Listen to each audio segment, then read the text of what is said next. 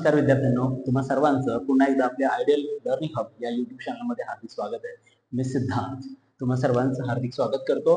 आज आपला जो टॉपिक आहे तो आहे एक्सरसाइज 1.4, जो की खूप साऱ्या मुलांना अवघड वाटतो. इवन कोरोनामध्ये जो सिलेबस रिड्यूस केला होता, त्या 2 वर्षांच्या ह्याच्यामध्ये जो 25% सिलेबस रिड्यूस केला होता, त्याच्यामध्ये सुद्धा हायली रेकमेंडेड म्हणून त्यांनी 1.4 जो आहे तो रिड्यूस केला होता.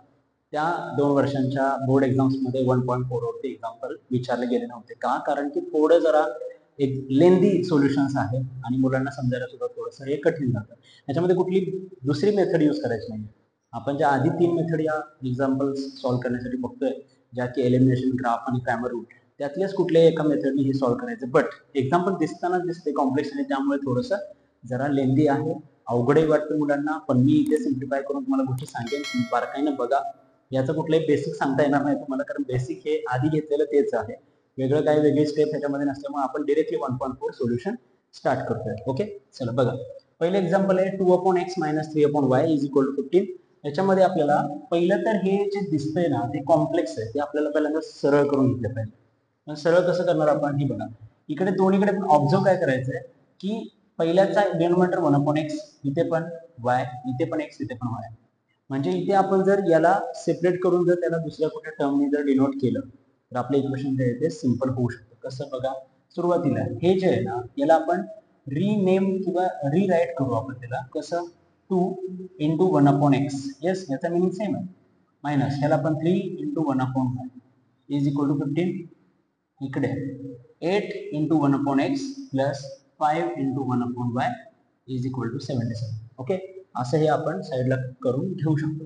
आता हे जे 1/x 1/y 1/x 1/y जे दिसतंय त्याला आपण काय करूया, लेट किंवा समजा 1/x ला आपण m सपोज करू आणि 1/y ला आपण n सपोज करू.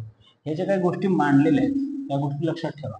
या गोष्टी आपण इथे सबस्टिट्यूट करू. बघा, जर 1/x ला आपण n सपोज केलं तर मग हे एक्झाम्पल कसं होईल, हे एक्झाम्पल कसं फॉर्म होईल, 2 × m - 3 × 1/y ला आपण n केलं, n = 15. हे इक्वेशन नंबर 3, कारण हे फर्स्ट आणि सेकंड आहे. ओके, आता हे इक्वेशन कसं फॉर्म होईल बघा. हे इक्वेशन कसं होईल, 8m + 5m n = 77. हे इक्वेशन नंबर 4. ओके, आता हे इक्वेशन्स तुम्हाला थोडेसे साधे सरळ दिसायला लागले. आता काय करू आपण, ह्याच्यामध्ये सेम परत एलिमिनेशन मेथड करायची असेल तर पुन्हा 1.1 चे जे काय मेथड्स आपण बघितले होते त्या बघा. आपल्याला एक कुठला तरी व्हेरिएबल टार्गेट करावं लागेल. सपोज आपण m टार्गेट केलं. काय m टार्गेट करतो, कारण इथे 8 आहे, इथे 2 आहे. या 2 चं कन्वर्जन 8 आपण करू शकतो. त्यावेळेस आपल्याला काय करावं लागेल, या इक्वेशन 3 ला आपल्याला 4 ने मल्टिप्लाय करावं लागेल. सो आपण इथे लिहूया मल्टिप्लाइंग इक्वेशन 3 बाय 4. या इक्वेशन 3 ला 4 ने मल्टिप्लाय करा. सो हे इक्वेशन पुन्हा एकदा कसं फॉर्म होईल, 4 × 2 = 8m, 4 × 3 = 12n and 4 × 5 = 15 = 16. Okay, so हे आलं इक्वेशन नंबर 5, 3, 4, 5. आता तुम्ही 5 आणि 4 या दोघांचं कंपॅरिझन करा. तुमच्या लक्षात येईल की m जो व्हेरिएबल आहे तो आता इक्वल झालेला आहे. सो आता काय बघतो आपण, सेकंड स्टेप मध्ये काय करतो, तर हे जे m व्हेरिएबल आपल्याला रिमूव्ह करायचे त्यांचं साइन बघतो आपण. इथे प्लस साइन, इथे प्लस साइन.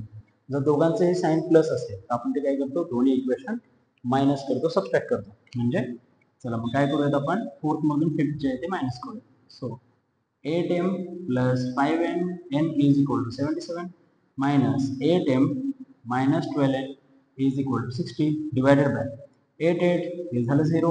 आता इकडे +5 minus -12 मी तुम्हाला हे हॉरिझॉन्टल करून पण दाखवलेलं आहे आडवं. बघा, हे 5 आहे, वजा वजा हे वजा वजा अधिक होणार आहे, त्यामुळे 5 + 7 12 होईल, ते होईल +17n and 77 - 60 हे सरळ सरळ सबट्रॅक्शन आहे. 7 - 0 7 आणि 7 - 6 हे 1 आहे. Okay, so answer will be 17n × 7 17. So n = 17/17, therefore n = 1. आपल्याला n ची व्हॅल्यू काय मिळाली, 1 मिळाली. आता ही n ची व्हॅल्यू आपण काय करतो, ज्या ओरिजिनेट इक्वेशन्स हे जे दोन होते त्याच्यातल्या कुठल्या तरी एका इक्वेशन मध्ये आपण पुट करतो. n = 1 या इक्वेशन मध्ये पुट करूयात. काय म्हणा इथे, put n = 1 in equation 3.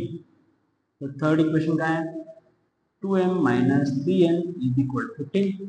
So 2 into m अजून काढायचं आपल्याला. So 2m minus 3 into 1, n is equal to 1 is equal to 15. So 2m minus 3 into 1 3 is equal to 15. Minus 3 तिकडे जाऊन plus 3 होईल. So 2m is equal to 15 plus 3 हे आलं 18. So 2m. So therefore m is equal to 2 multiply तिकडे जाऊन divide झाला 18 upon 2 आला 9. Okay, आता ह्या बारीक सारी गोष्टी तुम्हाला कळल्या पाहिजेत पटकन की इथे 9 कसं आलं. हा मल्टिप्लाय टू तो 18 ला जाऊन तिकडे डिवाइड होतो. सो 2 9 चा 18. So m is equal to 9. n is equal to 1, m is equal to 9. काय मुलांना वाटतं की हा आता दोन व्हेरिएबलचे आन्सर्स मिळाले, इक्वेशन संपलं, आपलं एक्झाम्पल संपलं, आपलं फुल मार्क्स मिळतील? नाही. इथे एक गंमत अजून शिल्लक आहे की तुमचं मेन इक्वेशन बघा, हे मेन इक्वेशन त्याच्यामध्ये व्हेरिएबल कुठले, एक्स वाय. तुम्ही व्हॅल्यू कोणाची काढली, एन एम. मग एन एम ची व्हॅल्यू काढणं हे तुमचं मेन टार्गेट आहे का, नाही.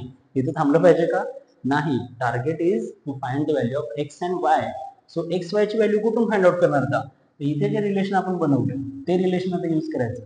ओके, वी हॅव, आपल्याकडे आहे काय आहे, 1 upon x is equal to m and 1 upon y is equal to n. So 1 upon x is equal to m ची व्हॅल्यू काय, m is equal to 9 and 1 upon y is equal to n ची value काय, n is equal to 1. 1 upon x आहे, जर ह्याला आपल्याला x हवा असेल तर काय करतो आपण, ह्याला जर आपण असं करणार रेसिप्रोकल 1 अपॉन एक्स चा एक्स होईल, एक्स अपॉन 1, तर 9 अपॉन 1 पण आहे, मग ते पण उलट होईल, म्हणजे ते काय होणार 1 upon 9. So therefore x is equal to 1 upon 9. इकडे तसं काय व्हायचे चान्सेस आहेत का, नाही. 1 means what, 1 upon 1. So 1 upon Y ला वाय अपॉन 1 केला तरी 1 अपॉन 1 ची व्हॅल्यू एकच आहे. So therefore y is equal to 1. हे आन्सर आपल्याला मिळालं. सो अल्टिमेट आन्सर आहे x is equal to 1 upon 9 आणि वाय इज इक्वल टू 1. इथे आपलं एक्झाम्पल संपलं. मी पुन्हा एकदा रिवाइज करतो काय केलं बघा. या टाईपचं पहिलं इक्वेशन आपल्याला दिलं, थोडेसे कॉम्प्लेक्स आहेत, त्याला आपण 2 साईडला घेऊन 1 अपॉन एक्स 1 अपॉन वाय, इथे पण सेम हे केलं आणि आपल्याला मिळालं 1 upon x 1 upon Y 1 upon x 1 upon Y दोन्ही इक्वेशन मध्ये. तर आपण मग हे कॉमन घेऊन 1 अपॉन एक्स ला आपण एम सपोज केलं, 1 अपॉन वाय ला आपण एन सपोज केलं, तर हे इक्वेशन असं फॉर्म झालं 2m minus 3n is equal to 15 and 8m minus 5m plus 5m is equal to 77. आणि यानंतरची प्रोसिजर आपण आधी जी 1.1 मध्ये केली तीच केली आणि आपण m आणि n च्या व्हॅल्यू फाइंड आउट केल्या. त्या m आणि n च्या व्हॅल्यू आपल्या टार्गेट आहेत का, फायनल आहेत का, नाही. हे याच्यावरून आपलं एक्स वाय काढायचं, एक्स वायचं रिलेशन इथं आपण यूज केलंय, मग ते इथे यूज केलं आणि एक्स आणि वायच्या व्हॅल्यू आपण फाइंड आउट केल्या. असं हे एक्झाम्पल आहे, तुम्हाला आलं पाहिजे, प्रॅक्टिस करा, जमेल. याच्यावरती एक क्वेश्चन तर बोर्ड एक्झामला 100% असतो, त्यामुळे याची प्रॅक्टिस करा, हा पण तुम्हाला फुल मार्क देऊन जाईल. असं काय खूप असा अवघड नाहीये, पण काय मुलांना ट्रिकी वाटतं थोडंसं, त्यातच त्या 2-3 सोल्युशन दिल्यामुळे थोडंसं लेंदी आणि अवघड वाटतं. ओके, चला नेक्स्ट. ओके, एक्सरसाइज 1.4 मधला सेकंड क्वेश्चन हा दिलाय. हा अजून कॉम्प्लेक्स करून दिला तुम्हाला, कारण याच्या आधीचा फर्स्ट क्वेश्चन जो होता त्याच्या खाली फक्त एक्स होता, इथे आता x plus Y x minus Y. पण तुम्ही पुन्हा एकदा रिलेशन बघा, x plus Y x plus Y x minus Y x minus Y. Means जर ते न्यूमरेटर आपण साईडला घेऊन जर 1 upon x plus Y 1 upon x Y x minus Y जर आपण काढले, त्यांना पुन्हा आपण एम सपोज करू आणि त्यातून पुन्हा आपण एक्झाम्पल सॉल्व्ह करू शकतो. बघा, सो काय कराल, 10 1 upon x plus y plus 2 1 upon x minus y is equal to 4 आणि इकडे 15 1 upon x plus y minus 5 1 upon x minus y is equal to minus 1. यातून काय करू, हे जे आहे ना हे वालं त्याला आपण एम एन एन सपोज करूया. मग let 1 upon x plus y is equal to m and 1 upon x minus y is equal to n, हे आपण सपोज करूया. ठीक आहे, हे यात टाकल्यानंतर हे इक्वेशन कसे फॉर्म होतील बघा. अगेन कसे होतील, 10m plus 2n is equal to 4. हा वाला हे झालं इक्वेशन नंबर थर्ड. आणि हे इक्वेशन कसं, तर 15m minus 5n is equal to minus 2.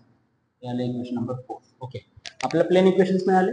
आता आपण एम एन ची व्हॅल्यू काढू, त्याच्यावरून परत एक्स वायची व्हॅल्यू काढू, जे फर्स्ट इक्वेशन आपण केलं तसंच. बघा आता इथे टार्गेट कोणाला करायचं, हा बघा हा 2 आहे हा 5 आहे, इकडे 15 आहे इकडे 10 आहे. ओके, तर याचे 15 10 चे चान्सेस जर झाले तर ते खूप मोठे होतील नंबर. आपण 2 आणि 5 मध्ये बघूया. इकडे 2 आहे, तर 2 ला जर 5 ने मल्टिप्लाय केलं तर 10 होईल, आणि ते 5 आहे, 5 ला जर 2 ने मल्टिप्लाय केलं तर ते 10 होऊ शकतं. त्यामुळे त्याचं 2 तुम्हाला मल्टिप्लाय करायला लागतील. बघा काय म्हणतोय तर नीट लक्ष द्या.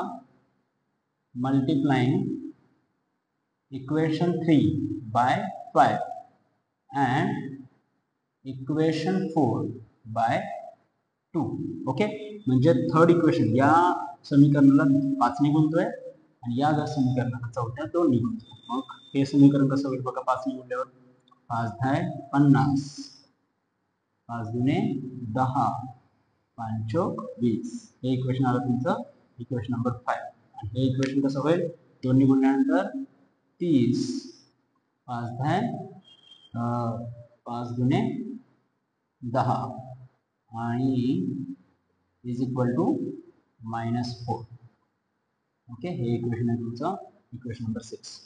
ओके, आता तुम्ही बघा ह्याच्यामध्ये दोघं आले कसे. 10n 10n आले आणि हे क्रॉस साइन पण आहे. मग आपण काय करतो, त्याचे क्रॉस असेल तर प्लस करतो, दोघं पण ऍड करू. So add 15m plus 10n is equal to 20 plus 30m minus 10n is equal to -4.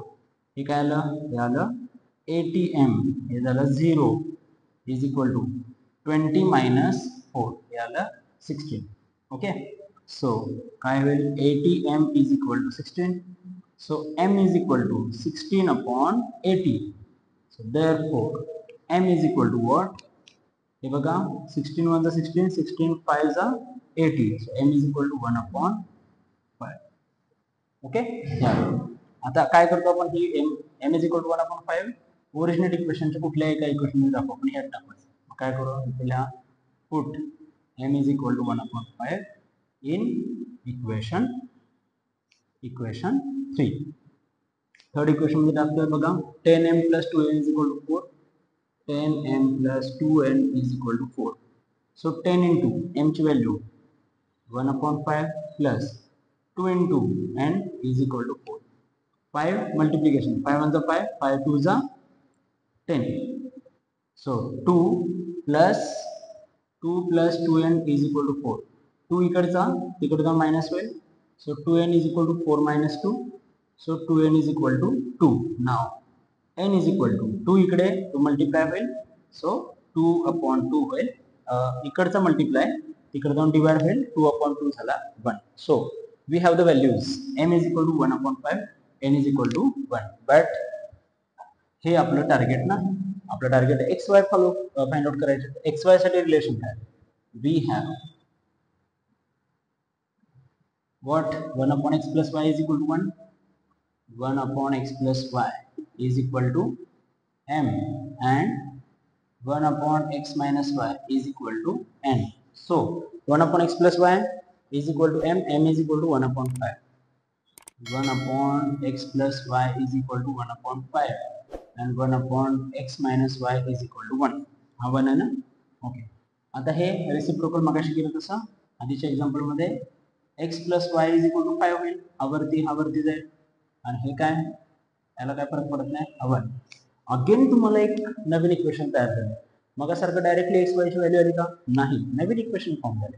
पुन्हा एलिमिनेशन मेथड करायची आणि मग एक्स वायची व्हॅल्यू करायची. बघा इथे दिसते तुम्हाला. कोणालाही घालवा तुम्ही. एक्स जर तुम्हाला घालवायचं असेल तर मायनस करा.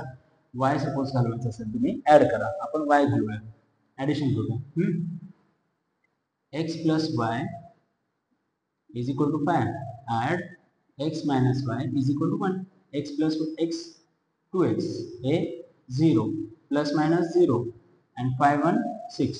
So therefore x is equal to 2 है. ओके, 2 मल्टिप्लाय डिवाइड होईल. therefore x is equal to 3. कळलं. आता हे इक्वेशन मध्ये टाकायचं आपल्या कुठल्या ओरिजिनेट जे बी इक्वेशन असेल त्यातल्या कुठल्या तरी इक्वेशन मध्ये टाकून y ची व्हॅल्यू काढू.